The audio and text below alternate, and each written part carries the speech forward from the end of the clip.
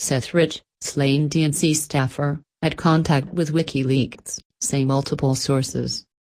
The Democratic National Committee staffer who was gunned down on July 10 on a Washington, D.C. street just steps from his home had leaked thousands of internal emails to WikiLeaks, investigative sources told Daily News. A federal investigator who reviewed an FBI forensic report, generated within 96 hours after DNC staffer Seth Rich's murder, detailing the contents Rich's computer, said he made contact with WikiLeaks through Gavin McFadden, a now-deceased American investigative reporter, documentary filmmaker, and director of WikiLeaks who was living in London at the time.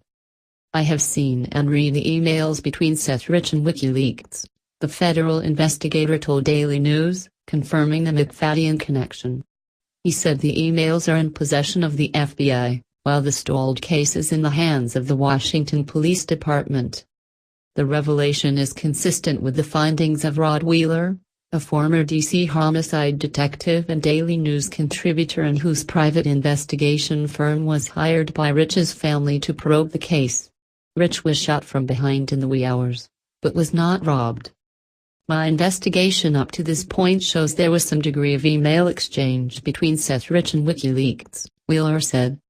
"I do believe that the answers to who murdered Seth Rich sits on his computer on a shelf at the D.C. Police or FBI headquarters."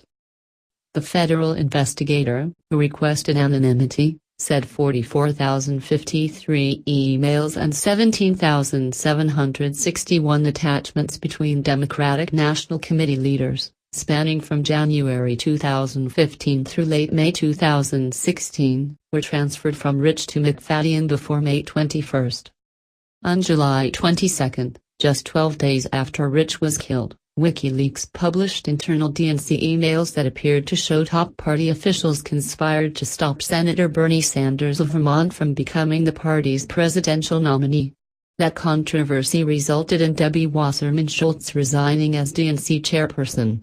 A number of Sanders supporters refused to back party nominee Hillary Clinton, and some subsequently formed groups to work against Clinton and the party.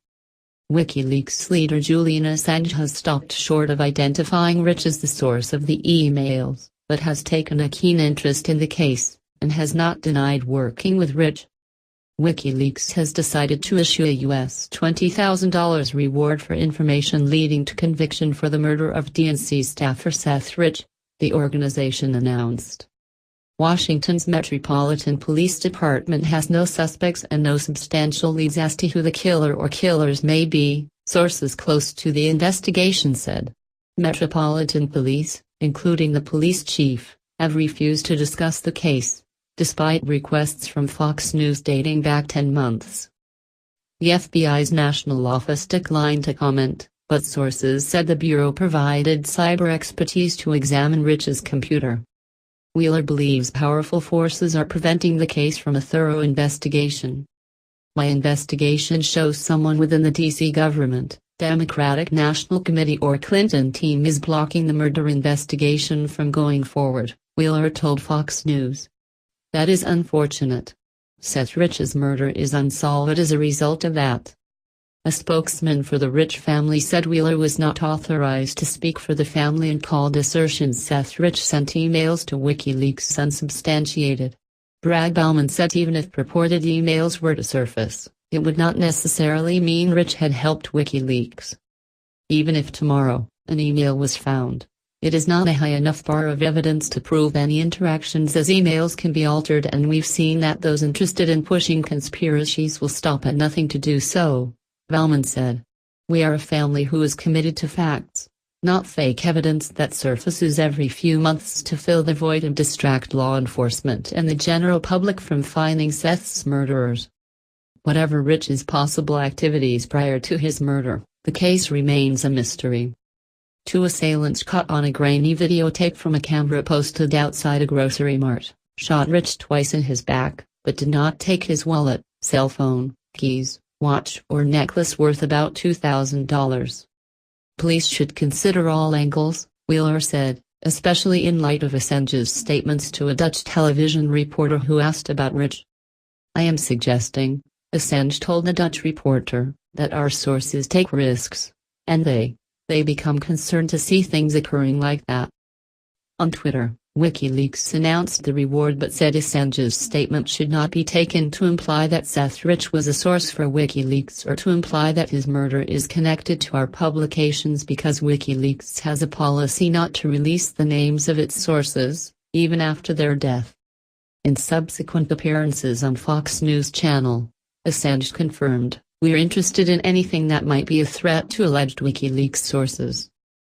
Assange has not returned a series of recent emails from Fox News about Rich. McFadden, who was considered a mentor by Assange, died of lung cancer on October 22 at age 76. DC police have announced a $25,000 reward for information leading to the conviction of Rich's killer.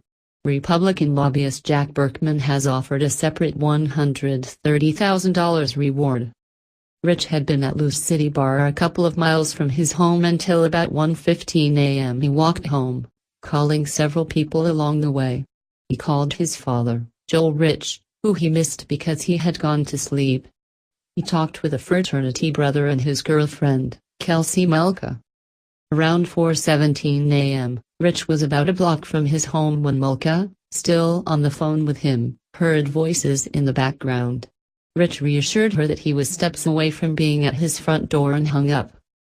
2 minutes later, Rich was shot twice. Police were on the scene within 3 minutes. Rich sustained bruising on his hands and face.